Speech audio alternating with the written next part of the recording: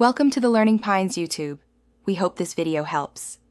You start by selecting the right guard and orienting it on your palm. Put the guard with the padded side against your skin so the thumb slot aligns naturally. Fasten any inner sleeve or base layer first to stabilize position. Once done, thread straps through buckles or loops without twisting them. Make sure padding covers the heel of the hand. This initial alignment prevents slippage and reduces pressure points when you tighten the guard later. Now you move into the detailed adjustments to make the guard functional and comfortable. Start by securing the wrist strap firmly so the guard won't twist, then progressively tighten mid-hand and thumb straps to center padding over vulnerable areas.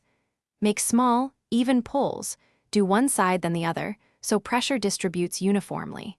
Once adjusted, test a few simulated grips and movements. Make sure you have about 1 to 2 centimeters of play for natural hand motion while keeping the guard stable.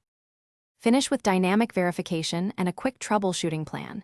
You should flex, grip, and replicate sport-specific moves while watching for shifting, rubbing, or numbness.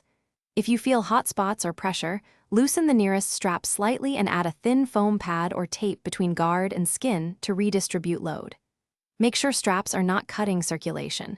If padding is flattened or seams fail, replace the guard. Finally, recheck fit before each session, so protection and performance stay consistent. Thanks for watching. Consider subscribing if we helped you.